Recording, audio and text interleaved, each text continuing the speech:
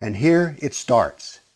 Islam burst out of the Arabian Peninsula and immediately starts attacking the Middle East.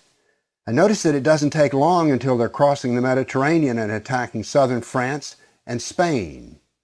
Notice something here. Most people think of Islam, they think of Arabs, they think of desert. And yet here we see that Islam is projecting power throughout the Mediterranean. Notice how the little islands of the Mediterranean are getting hammered. The navy of Islam would attack coastal towns, kill, rob, rape, and then take slaves. So this whole battle map as it unfolds, you're seeing slaves being taken. Over 1 million slaves were taken out of Europe into the Islamic world. That's something you don't think about much, but it's absolutely true. There were over 200 battles fought in Spain alone. And we also see, however, on the east coast in Turkey, that Islam is trying to break into Europe. Now, what's going to happen is, in Spain, this ongoing fight that lasted for 400 years, the Christians are going to push back the Muslims.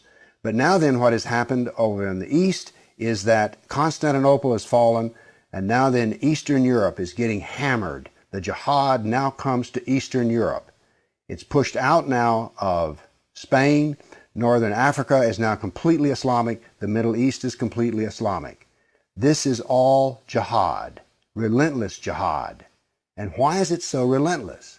Well, Muhammad was relentless in his jihad. And these people are good students of Islam, and so it's against the kafir, on and on.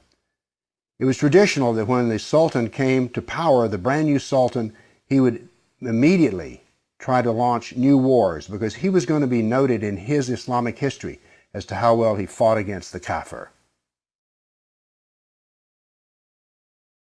So that's what the jihad looked like over that time period, 548 battles.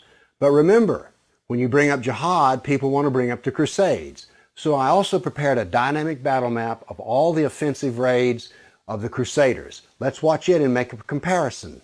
And so it begins. The Crusades enter into Turkey and the Middle East. Battles go on, but aren't there far fewer than you thought there might be? And here we go. The last battles are fought, and that is the end of the Crusades. So now then we can talk about some facts. Yes, there were Crusades, but notice they ended centuries ago, and jihad is being practiced today. Jihad has been with us for 1,400 years. There is no comparison between jihad and the Crusades, certainly not a moral comparison. And when you're looking at the Crusades, remember, in one sense, all of the Crusades were defensive wars. Why? Well, as we saw on the first jihad map, it was Islam that came out of Arabia and conquered the Middle East, a Christian Middle East. And so the Crusaders were trying to free their Christian brothers and sisters from jihad. So there's no moral comparison at all. The motivation of the Crusaders was to free Christians. The purpose of jihad is to enslave the kafir.